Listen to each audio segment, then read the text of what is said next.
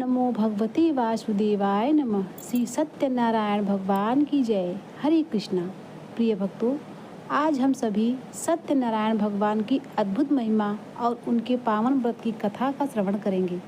यह कथा हमें सिखाती है कि सच्ची श्रद्धा और भक्ति से किया गया कोई भी कर्म व्यर्थ नहीं जाता, बल्कि वह हमारे जीवन को सुख, शांति और समृद्धि से भर देता है। भगवान का यह स्वरूप भक्तों के दुखों को दूर करने वाला और उनकी हर मनोकामना को पूर्ण करने वाला है। यह कथा हमें धर्म के मार्ग पर चलने और जीवन में धैर्य रखने की प्रेरणा देती है। तो आइए अब हम सभी एकाग्र होकर श्री हरि नारायण का स्मरण करते हुए इस दिव्य कथा का श्रवण करते हैं।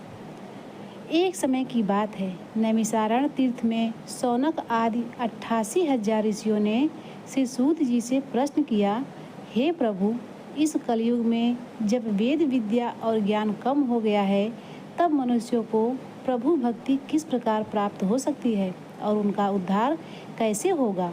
हे मुनिवर, कोई ऐसा सरल तप बताइए जिससे थोड़े ही समय में पुण्य मिले और मनोवांछित फल की प्राप्ति हो। ऋषियों की इस बात को सुनकर सभी शास्त्रों के ज्ञाता श्री सूत जी कहने लगे, हे वैष्णव में पूज्य ऋषियों, आप सभी ने प्राणियों के हित की बात पूछी है, इसीलिए मैं आप लोगों को एक ऐसे श्रेष्ठ और दुर्लभ व्रत के बारे में बताऊंगा जिसके बारे में देव ऋषि नारद जी ने स्वयं श्री लक्ष्मीपति भगवान नारायण से पूछा था और श्री हरि ने नारद जी को यह व्रत बताया था।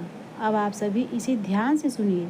श्री सूत जी ने कहा कि एक बार देव ऋषि नारद जी दूसरों के कल्याण की इच्छा से कई लोकों में भ्रमण करते हुए मृत्यु लोक में जा पहुँचे।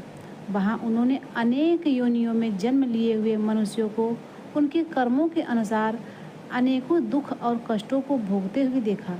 यह देखकर नारद जी के मन में विचार आया कि ऐसा क्या किया जाए जिससे निश्चित रूप से मानव के दुखों का अंत हो जाए। इसी बात पर विचार करते हुए वे विष्णु लोक गए। वहाँ उन्होंने भगवान नारायण की स्तुति की और कहा, नारायण नारायण, हे प्रभु, आप अत्यंत शक्तिशाली हैं। आप निर्गुण स्वरूप सृष्टि के कारक हैं और भक्तों के दुखों को दूर करने वाले हैं। आपको मेरा प्रणाम है। नारद जी की यह स्तुति सुनकर भगवान श्री हरि बोले, हे मुनिश्रेष्ठ, आपके मन में जो भी बात है उसे निसंकोच कहो। इस पर नारद मुनि कहा, हे प्रभु, मृत्यु लोक में अनेक योनियों में जन्मे मनुष्य अपने कर्मों के कारण अनेकों दुखों से पीड़ित हैं। कृपा करके आप यह बताइए कि वे मनुष्य थोड़े से प्रयास से ही अपने दुखों से कैसे छुटकारा पा सकते हैं। तब भगवान श्री हरि ने कहा, हे नारद, तुमने मनुष्यों की भलाई के लिए बहुत ही उत्तम प्रश्न पूछा है। स्वर्गलोक में और मृत्यु लोक में दोनों में ही एक अत्यंत दुर्लभ और पुण्य देने वाला उत्तम व्रत है, जिसे मैं आज प्रेमवश होकर तुम्हें बताता हूँ। श्री सत्यनारायण भगवान का व्रत विधि विधान से करने पर मनुष्य तुरंत ही यहाँ से सुख भोग कर मृत्यु के बाद मोक्ष प्राप्त करता है। श्री हरि के वचन सुनकर नारद जी ने पूछा, हे प्रभु, उस व्रत का क्या फल है? उसका विधान क्या है? यह व्रत किसने किया था और इसे किस दिन करना चाहिए? कृपा करके यह सब विस्तार से बताइए। तब श्री हरि ने कहा, यह व्रत दुख और शोक को दूर करने वाला है और सभी स्थानों पर विजय दिलाने वाला है। मनुष्य को भक्ति और श्रद्धा के साथ शाम के समय श्री सत्यनारायण जी की पूजा धर्मपरायण होकर ब्राह्मणों और अपने बंधु बांधवों के साथ करनी चाहिए। पूजा में यथाशक्ति यथा अनुसार भक्ति भाव से भगवान को भोग लगाना चाहिए। भोग में केले, दूध, शहद, शक्कर, सूजी या आटे का बना प्रसाद और तुलसी के पत्ते आवश्यक होते हैं। भोग लगाने के बाद आरती गानी चाहिए और ब्राह्मणों सहित बंधु बांधवों को भोजन कराना चाहिए। उसके बाद ही स्वयं भोजन करें। इस तरह से सत्यनारायण भगवान का व्रत करने पर मनुष्य की सारी इच्छाएं निश्चित रूप से पूर्ण होती हैं। इस कलयुग में मोक्ष का यही एक सरल उपाय बताया गया है। श्री सूत जी बोले, हे ऋषियों, जिसने पहले इस व्रत को किया था, आज मैं उसका इतिहास कहता हूँ। ध्यान से सुनो। सुंदर काशीपुरी नगरी में एक अत्यंत निर्धन ब्राह्मण रहता था। वह भूख और प्यास से इतना परेशान था कि धरती पर इधर उधर भटकता रहता था। ब्राह्मणों से प्रेम करने वाले भगवान ने एक दिन स्वयं ब्राह्मण का वेश धारण कर उसके पास जाकर पूछा, हे ब्राह्मण देवता, तुम इतने दुखी होकर पृथ्वी पर क्यों घूम रहे हो? तब वह दीन ब्राह्मण बोला, मैं एक निर्धन ब्राह्मण हूँ और भिक्षा के लिए घूमता हूँ। यदि आप इसका कोई उपाय जानते हो तो कृपा करके बताइए। वृद्ध ब्राह्मण के वेश में आए भगवान ने कहा, सत्यनारायण भगवान मनोवांछित फल देने वाले हैं, तुम उनका पूजन करो। इसे करने से मनुष्य सभी दुखों से मुक्त हो जाता है। वृद्ध ब्राह्मण बनकर आए सत्यनारायण भगवान ने उस निर्धन ब्राह्मण को व्रत का सारा विधान बताया और फिर अंतर्ध्यान हो गए। अगले दिन सुबह उठते ही उस ब्राह्मण ने मन में संकल्प लिया कि वह सत्यनारायण भगवान का व्रत अवश्य करेगा। फिर अपने नित्य कर्मों से निवृत्त होकर वह भिक्षा के लिए चला गया। उस दिन उसे भिक्षा में बहुत सारा धन प्राप्त हुआ। उसी धन से उसने अपने परिवार के साथ भगवान सत्यनारायण की पूजा और व्रत किया। इस व्रत को करने से कुछ दिन बाद ही उसके सभी दुख और कष्ट दूर होने लगे और देखते ही देखते वह एक संपन्न व्यक्ति बन गया और अनेकों संपत्तियों का मालिक हो गया। तब से वह हर महीने की पूर्णिमा को भगवान सत्यनारायण की पूजा और व्रत करने लगा। इस प्रकार सत्यनारायण भगवान के इस व्रत को करके वह श्रेष्ठ ब्राह्मण सभी पापों और गरीबी से दूर हो गया और उसने दुर्लभ मोक्ष पद की प्राप्ति की। तो प्रिय भक्तगणों, यह थी सत्यनारायण भगवान के व्रत की पहले अध्याय की कथा। अब आइए सुनते हैं दूसरे अध्याय की कथा। श्री सूत जी ने कहा, हे विप्रो, मैं अब और क्या कहूँ? तब ऋषियों ने पूछा, हे मुनिवर, उस ब्राह्मण से सुनकर और किस किस ने इस व्रत को किया, हम सभी इस बात को सुनना चाहते हैं। तब श्री सूत जी कहने लगे, हे मुनियों, जिसने इस व्रत को किया है वह सब सुनो। एक समय वही ब्राह्मण धन और ऐश्वर्य के अनुसार अपने बंधु बांधवों के साथ इस व्रत को करने के लिए तैयार हुआ। उसी समय एक लकड़ी बेचने वाला बूढ़ा आदमी आया और अपनी लकड़ियां बाहर रखकर अंदर ब्राह्मण के घर गया। प्यास से दुखी होकर वह लकड़हारा उनको व्रत करते देख विप्र को नमस्कार कर पूछने लगा, हे ब्राह्मण देवता, आप यह क्या कर रहे हैं और इसे करने से आपको क्या फल मिलेगा? कृपा करके मुझे भी बताइए। तब ब्राह्मण ने कहा, यह सभी मनोकामनाओं को पूर्ण करने वाला सत्यनारायण भगवान का व्रत है। इनकी कृपा से ही मेरे घर में धन धान्य की वृद्धि हुई है। विप्र से सत्यनारायण व्रत के बारे में जानकर वह लकड़हारा बहुत प्रसन्न हुआ। उसने चरणामृत लिया और प्रसाद खाया। फिर वह अपने घर गया। लकड़हारे ने मन में संकल्प लिया कि आज लकड़ी बेचने से जो भी धन मिलेगा उसी से वह सत्यनारायण भगवान का उत्तम व्रत करेगा। मन में यह विचार लेकर वह बूढ़ा आदमी सिर पर लकड़ियां रखकर उस नगर में बेचने गया, जहां उसे अपनी लकड़ियों का दाम पहले से 4 गुना अधिक प्राप्त हुआ। बूढ़ा प्रसन्नता के साथ पैसे लेकर सत्यनारायण भगवान की मूर्ति और व्रत की अन्य सामग्री लेकर अपने घर गया।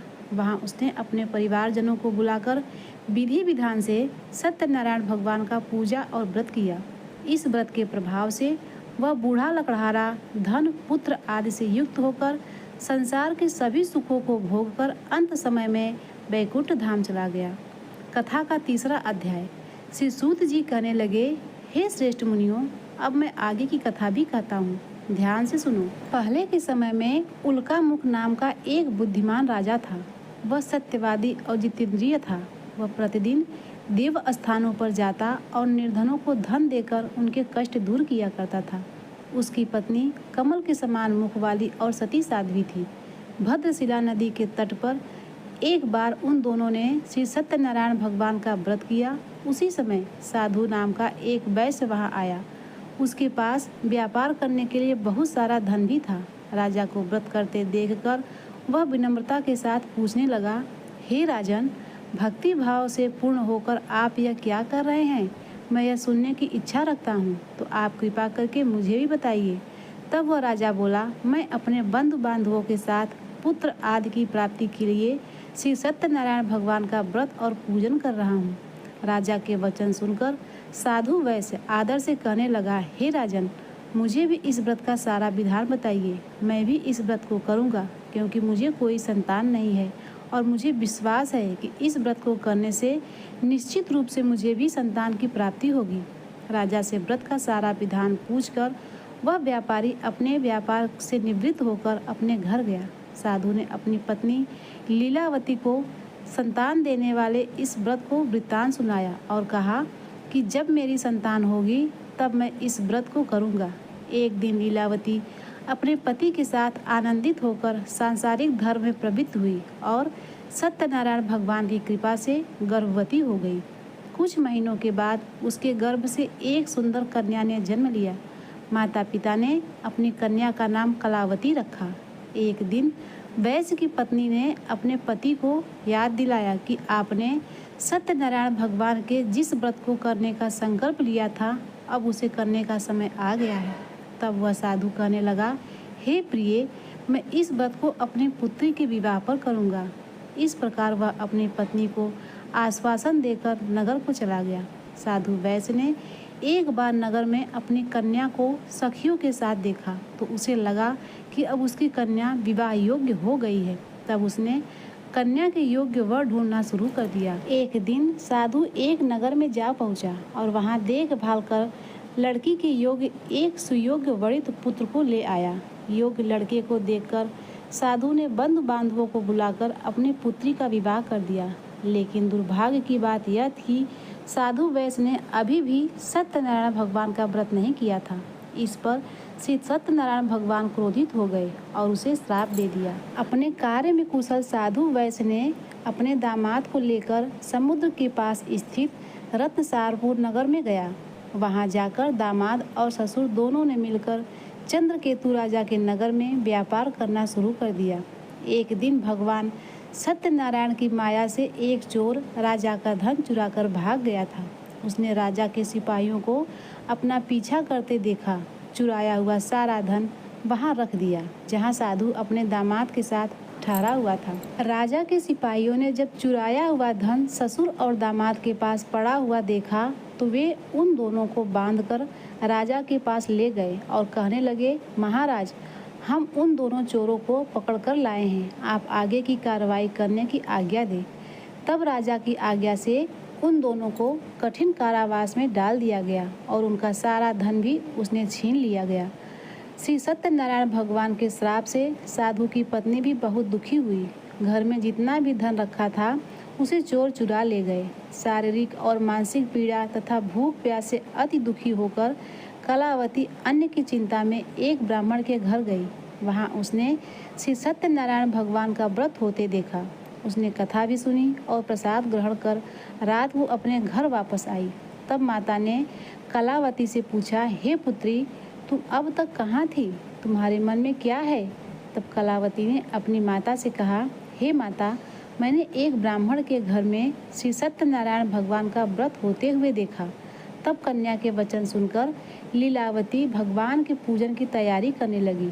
लीलावती ने अपने परिवार और बंधु बांधवों के सहित सत्यनारायण भगवान का पूजा किया और उनसे वर मांगा कि मेरे पति तथा दामाद शीघ्र ही घर वापस आ जाएं। साथ ही यह भी प्रार्थना की कि हम सभी के अपराध क्षमा करें। श्री सत्यनारायण भगवान इस व्रत से संतुष्ट हो गए और राजा चंद्रकेतु को सपने में दर्शन देकर कहने लगे, हे राजन, तुम उन दोनों वैश्यों को छोड़ दो और तुमने उनका जो भी धन लिया है उसे भी वापस कर दो।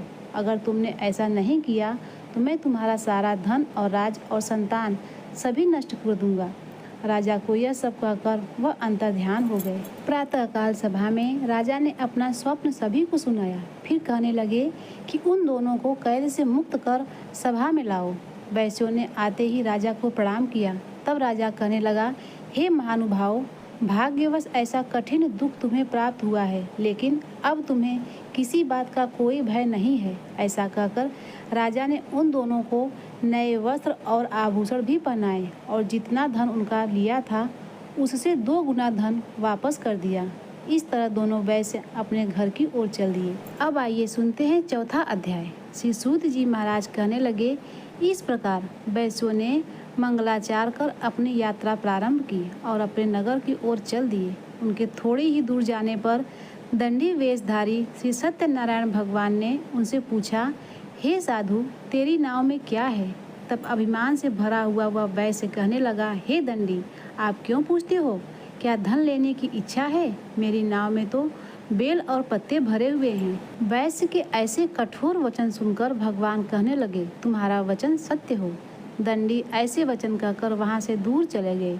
कुछ दूर जाकर समुद्र के किनारे बैठ गए। इधर दंडी के जाने के बाद साधु वैश्य ने नित्य क्रिया के पश्चात अपनी नाव को जब ऊंची उठते देखा तो उसे बड़ा आश्चर्य हुआ और नाव में बेल पत्ते आदि भरे हुए देखकर वह मूर्छित होकर जमीन पर गिर पड़ा। वापस होश आने पर वह अत्यंत शोक में डूब गया। तब उसका दामाद कहने लगा, पिताजी आप शोक मत मनाइए, यह सब दंडी का ही श्राप है, इसीलिए हमें उनकी ही शरण में जाना चाहिए, तभी हमारी मनोकामनाएं पूर्ण हो सकेगी। दामाद की बात सुनकर वह दंडी के पास पहुंचा और अत्यंत भक्ति भाव से नमस्कार करके कहने लगा, हे महाराज, मैंने आपसे जो असत्य वचन कहे थे उनके लिए मुझे क्षमा कर दें। ऐसा कहकर वह रोने लगा। तब दंडी भगवान कहने लगे, हे बड़ी पुत्र, मेरी आज्ञा से बार बार तुम्हें दुख प्राप्त हुआ है, तू मेरी पूजा से विमुख हुआ है। तब वह साधु वैश्य कहने लगा, हे भगवान, आपकी माया से ब्रह्मादि देवता भी आपके रूप को नहीं जानते, तब मैं भला अज्ञानी कैसे जान सकता हूँ। अब आप प्रसन्न होइए, मैं अपनी सामर्थ्य के अनुसार आपकी पूजा और व्रत अवश्य करूँगा। हे प्रभु, मेरी रक्षा करो और पहले के समान मेरी नौका में धन भर दो। साधु वैश्य के भक्तिपूर्वक वचन सुनकर भगवान प्रसन्न हो गए और उसकी इच्छा अनुसार वरदान देकर अंतर्ध्यान हो गए। दामाद और ससुर दोनों जब नाव पर आए तो नाव धन से भरी हुई मिली। फिर वही अपने अन्य साथियों के साथ सत्यनारायण भगवान का पूजन कर वे दोनों अपने नगर को चल दिए। जब नगर के नज़दीक पहुँचे तो दूत को घर पर खबर करने के लिए भेज दिया। दूत साधु की पत्नी को प्रणाम करके कहने लगा, हे मालकिन, अपने दामाद सहित नगर के निकट आ गए हैं। दूत की बात सुनकर साधु की पत्नी लीलावती ने बड़े हर्ष के साथ सत्यनारायण भगवान का पूजन कर अपनी पुत्री कलावती से कहा कि मैं अपने पति के दर्शन को जा रही हूँ, तू भी अपना कार्य समाप्त कर जल्दी आ जाना। माँ के ऐसे वचन सुनकर कलावती जल्दी जल्दी से प्रसाद छोड़कर अपने पति के पास चली आई। इस तरह प्रसाद का अनादर करने के कारण श्री सत्यनारायण भगवान रुष्ट हो गए और नाव सहित उसके पति को पानी में डुबो दिया। कलावती अपने पति को वहां न पाकर रोती हुई जमीन पर गिर गई। नौका को डूबा हुआ देख और कन्या को रोता हुआ देख वह साधु वैश्य दुखी होकर कहने लगा, हे प्रभु, मुझसे तथा मेरे परिवार से जो भी भूल हुई है उसे क्षमा करें। साधु के दीन वचन सुनकर श्री सत्यनारायण भगवान प्रसन्न हो गए और आकाशवाणी हुई, हे साधु, तेरी कन्या मेरे प्रसाद को छोड़कर आई है, इसीलिए उसका पति अदृश्य हो गया है। यदि अब वह घर जाकर प्रसाद खाकर लौटे तो इसे इसका पति अवश्य मिलेगा। ऐसी आकाशवाणी सुनकर कलावती ने वैसे ही किया जैसा आकाशवाणी के दौरान भगवान ने कहा था और फिर प्रसाद ग्रहण करने के बाद जब वह वापस आई तो अपने पति के दर्शन करके वह अत्यंत प्रसन्न हुई। उसके बाद साधु वैश्य अपने बंधु बांधवों सहित भगवान श्री सत्यनारायण का विधि विधान से पूजन करता और इस लोक का सभी सुख भोग कर वह अंत में स्वर्ग लोक को जाता है। प्रिय भक्तगणों, अब आइए सुनते हैं 5वां अध्याय। श्री सूत जी बोले, हे ऋषियों, मैं और भी एक कथा सुनाता हूँ, उसे भी ध्यान पूर्वक सुनो। प्रजापालक में लीन दुंगध्वज नामक का एक राजा था। उसने भी भगवान का प्रसाद त्याग कर बहुत ही दुख प्राप्त किया। एक बार जंगल में जाकर वन्य पशुओं को मारकर वह बड़े पेड़ के नीचे आया। वहाँ उसने ग्वालों को भक्ति भाव से अपने बंधु बांधवों सहित सत्यनारायण भगवान का पूजन करते देखा। अभिमानवश राजा ने उन्हें देखकर भी पूजा स्थान में न तो वह गया और न ही उसने भगवान को प्रणाम किया। ग्वालों ने राजा को प्रसाद दिया, लेकिन उसने वह प्रसाद भी नहीं खाया और प्रसाद को वहीं छोड़कर अपने नगर को चला गया। जब राजा अपने नगर में पहुंचा तो वहाँ सब कुछ तहस नहस हुआ था। तब वह शीघ्र ही समझ गया कि यह सब भगवान के अनादर का ही परिणाम है। तब वह दोबारा ग्वालों के पास पहुंचा और विधि पूर्वक पूजा करके प्रसाद खाया तो श्री सत्यनारायण भगवान की कृपा से सब कुछ पहले जैसा हो गया और फिर दीर्घकाल तक सभी सुख भोग कर अंत में वह मोक्ष पद को प्राप्त हुआ। श्री सूत जी बोले, जो मनुष्य परम दुर्लभ इस व्रत को करेगा तो भगवान सत्यनारायण की कृपा से उसे धन धान्य की प्राप्ति होगी। इस व्रत के प्रभाव से निर्धन धनी हो जाता है और भयमुक्त होकर जीवन जीता है। संतानहीन मनुष्य को संतान सुख प्राप्त होता है और सारे मनोरथ पूर्ण होने पर वह मनुष्य अंत में वैकुंठ धाम को जाता है। तब से सूत जी कहने लगे, जिन्होंने पहले इस व्रत को किया है, अब मैं उसके दूसरे जन्म की कथा कहता हूँ। वृद्ध शतानंद ब्राह्मण ने सुदामा का जन्म लेकर मोक्ष की प्राप्ति की। लकड़हारे ने अगले जन्म में निषाद बनकर मोक्ष प्राप्त किया। उल्कामुख नाम का राजा दशरथ होकर वैकुंठ लोक को गए। साधु नाम के वैश्य ने मोरध्वज बनकर अपने पुत्र को आरा से चीरकर मोक्ष पाया और महाराज तुंगध्वज ने स्वयंभू होकर भगवान में भक्ति युक्त होकर कर्म को मोक्ष प्राप्त किया। यह कथा हमें यह भी बताती है कि भगवान की कृपा का फल तुरंत ही प्राप्त होता है और जो कोई भी सच्ची श्रद्धा से उनकी शरण में आता है उसके सभी कष्ट दूर हो जाते हैं। तो एक बार प्रेम से बोलिए श्री सत्यनारायण भगवान की